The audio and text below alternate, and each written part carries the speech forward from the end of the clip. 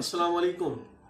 अपने YouTube channel के साथ हाजिर हैं इंग्लिश लिटरेचर विद सनाउल्लाह। मैं हूं Sanaullah Shah, lecture English in higher education department. हमने लिंग्विस्टिक्स की सीरीज़ शुरू की हुई है जिसमें हम काफ़ी टॉपिक्स डिस्कस कर चुके हैं। हमने रिसेंटली शुरू किया हुआ था फोनोलॉजी, जिसमें हमने डिस्कस किया था लास्ट में सिलेबल को। फिर हमने बताया था कि सिलेबल में क्या क्या चीज़ें होती हैं। आज हम उसको थोड़ा सा आगे फर्दर मूव करते हैं, जिसमें मैं आपको बताऊंगा कि कॉन्सोनेंट क्लस्टर क्या होता है। जब सिलेबल मैंने आपको बताया था कि सिलेबल किन चीज़ों से मिलकर बना होता है, जिसमें कोडा भी होता है और ऑनसेट भी होता है। ऑनसेट जो चीज़ है वो भी हमारा कॉन्सोनेंट है और जो कोडा है वो भी कॉन्सोनेंट पे मुश्तमिल होता है। अब हमने देखना है what is consonant cluster. Cluster का आपको पता है, इसको उर्दू में कहते हैं झुरमट। बहुत सारी चीज़ों का जो मजमूआ होता है हम उसको कहते हैं झुरमट, एक से ज़्यादा जो चीज़ें होती हैं। तो कॉन्सोनेंट क्लस्टर क्या है? जब हमारे ऑनसेट या कोडा में, ऑनसेट और कोडा एक्चुअली क्या चीज़ है, इन बिटवीन दीज टू जो है ना, ऑनसेट और कोडा के दरमियान में हमारा न्यूक्लियाई होता है जिसको हम कहते हैं वोवल। ये दरमियान में होता है, इसके एक तरफ ऑनसेट होता है और एक तरफ कोडा होता है। तो ये जो हमारा राइटर है जॉर्जूल कहता है कि जब हमारे पास ऑनसेट और कोडा में एक से ज़्यादा कॉन्सोनेंट हों तो हम कहेंगे इट इज़ कॉन्सोनेंट क्लस्टर। ठीक है, कि मिसाल के तौर पर हमारा वॉल दरमियान में आ रहा है न्यूक्लियाई, उससे पहले एक से ज़्यादा कॉन्सोनेंट होंगे, then it will be defined as consonant cluster. Same अगर हमारे न्यूक्लियाई के इस तरफ कोडा में एक से ज़्यादा कॉन्सोनेंट होंगे, then we will call it consonant cluster. ठीक है जी। तो अब ये इसको डिफाइन क्या करता है, कहता है both onset and coda may consist of more than one consonants also known as consonant cluster. जैसे ये एग्जांपल देता है मुख्तलिफ वर्ड की।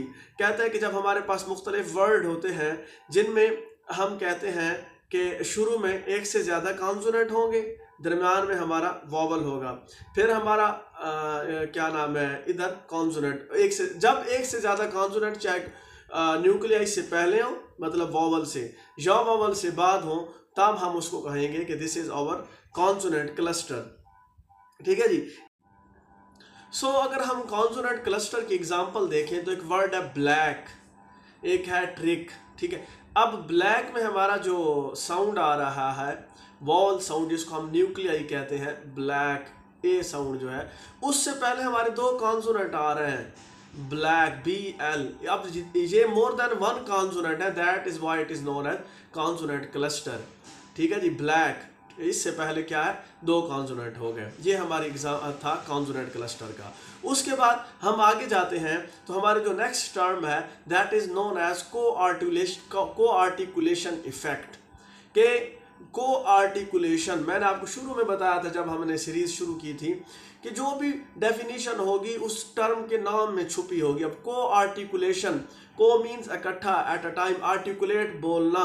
को आर्टिकुलेशन इफेक्ट क्या चीज़ है कि जब आप एक वर्ड बोलते हैं और almost at the same time आप नेक्स्ट वर्ड भी प्रोनाउंस्ड कर देते हैं, then it is called coarticulation effect. ठीक है, एक वर्ड प्रोनाउंस कर रहे हैं और फौरन ही almost at the same time you pronounce the next word, then it is called coarticulation effect. ये डिफाइन करता है the process of making one sound almost at the same time as the next sound is produced. This is called co-articulation effect. इसमें अब co-articulation effect में next दो चीज़ें हैं। ये एक अम्ब्रेला टर्म है, इसमें दो सब टर्म है, एक को कहते हैं assimilation और एक को कहते हैं elision। ठीक है, अब हम देखते हैं कि को आर्टिकुलेशन इफेक्ट में असैमिलेशन क्या चीज़ होती है।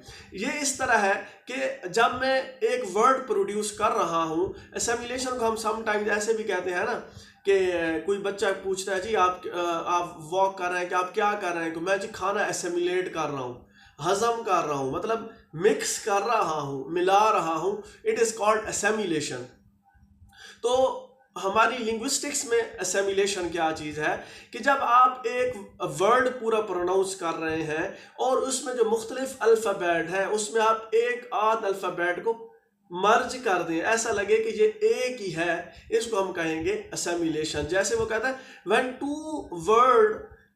To sound segment occur in sequence and some aspect of one segment is taken or copied by the other, this process is known as assimilation। कि टू साउंड सेगमेंट अकर्ड हो रहे हैं, दो sound segment हैं, और उसमें आप क्या करते हैं कि जो एक साउंड सेगमेंट है उसका जो कुछ पार्ट है उसको या तो कॉपी किया गया है या उसको क्या कर दिया गया है, उसका कुछ पार्ट अगले साउंड ने ले लिया है, तो हम इसको कहेंगे असेमिलेशन। जैसे ये कहता है कि एक वर्ड हैव HAVE हैव, जब हम इसको एवरीडे स्पीच में प्रोनाउंस करते हैं तो उस वक्त हम ऐसा नहीं बोलते, जैसे अभी मैं आपको समझाने के लिए ऐसा ऐसा बोल रहा हूं, तब हम थोड़ा फ्लो में बोलते हैं। जब हम फ्लो में बोलते हैं तब क्या होता है, एक साउंड सेगमेंट का एक पार्ट या तो कॉपी हो जाता है या अगला साउंड सेगमेंट ले लेता है, इसको हम कहते हैं असेमिलेशन। जैसे मैंने आपको एग्जांपल दिया द वर्ड हैव, अब मैं कहता हूं आई हैव टू पेन, अब मैंने इसको आराम से कहा है। या जब मैं एवरीडे स्पीच में बोल रहा हूँ then I will say I have two pen, I have two pen. अब इसमें क्या है, जो एंड वाला ई है और दरमियान वाला ए है, इनको हमने ऑलमोस्ट मर्ज कर दिया, एक असेमिलेट कर दिया, एक में ही आई हैव टू पेन। अब देखो वैसे मैं कहूँगा आई हैव टू पेन, ठीक है, ए को भी मैं अलग साउंड सेगमेंट कहूंगा और ई को भी, जो वी के शुरू में ए है और बाद में ई है। लेकिन जब मैं एवरीडे स्पीच में बोलूंगा I will just say I have two pen, अब इसमें ए और ई जो है ऑलमोस्ट असेमिलेट हो गए। इस प्रोसेस को हम कहते हैं असेमिलेशन। और ये जो क्या है कोआर्टिकुलेशन इफेक्ट है। कैसे, eight the same time I am pronouncing the two words A and E, that's why it is called co-articulation effect, and इसके जो अपना नाम है वो है assimilation। अब इसमें जो नेक्स्ट है उसको हम कहते हैं elision। इसके नाम से ही जाहिर है, जब आप किसी चीज को बिल्कुल डिलीट कर दें, किसी चीज को बिल्कुल निकाल दें, तो उसको हम कहते हैं कि इसमें हमने कौन सा प्रोसेस इन्वॉल्व है, elision। कहते हैं the process of not pronouncing a sound segment that might be present deliberately everyday speech, जो डिलिबरेटली जब हम प्रोनाउंस करते हैं वर्ड को, अब मैं फिर आपको इसके लिए इसको डिफाइन करता हूं। The process of not pronouncing a word sound segment that might be present in the deliberately careful pronunciation of a word in isolation is described as इलीजन।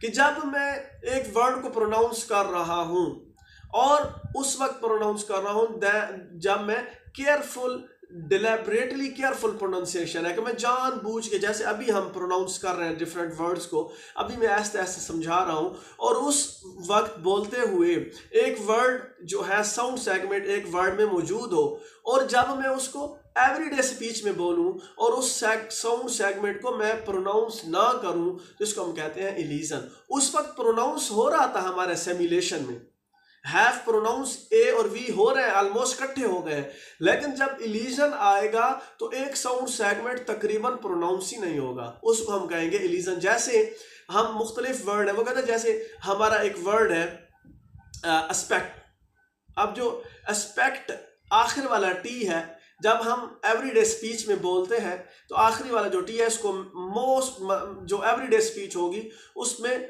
हम तकरीबन प्रोनाउंस नहीं करते।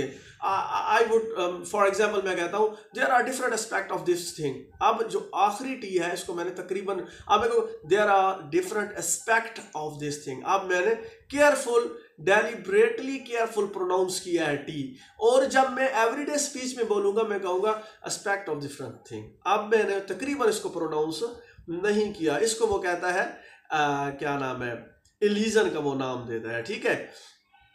और जो आखिरी टी है ना इसको हम तकरीबन के एस्पेक्ट ऑफ डिफरेंट थिंग के बना देते हैं, ऑलमोस्ट इस तरह हम इलीजन करते हैं। तो कोआर्टिकुलेशन इफेक्ट में कौन कौन सी चीजें आ गई। एक तो कोआर्टिकुलेशन इफेक्ट क्या है कि जब एक sound segment almost at the same time आप प्रोनाउंस कर रहे हैं, उसको हम कहते हैं कोआर्टिकुलेशन इफेक्ट। एक में इसमें सबसे पहले क्या आएगी, असेमिलेशन, कि एक साउंड सेगमेंट है उसको आपने जो है तकरीबन या तो कॉपी कर दिया है या उसकी जगह दूसरे ने ले ली है, ऑलमोस्ट मर्ज हो गए हैं, इसको हम कहते हैं असेमिलेशन, जिसकी एग्जांपल हैव थी। फिर हमने इलीजन देखा, जब एक साउंड सेगमेंट है उसको आप प्रोनाउंस ही ना करें, जब आप बोल रहे हैं एवरीडे स्पीच में तो उसको हम कहते हैं इलीजन, जिसकी एग्जांपल है एस्पेक्ट। फिर वो एंड पे कहता है जो नॉर्मल स्पीच होती है, no I am speaking normally, when we are speaking normal it means these both the process simulation and illusion, both these process are occurring। जब हम बोलते हैं ये दोनों process at the same time, कभी illusion हो रही होती है, कभी ये सिमुलेशन हो रही होती है जब हम बोल रहे होते हैं।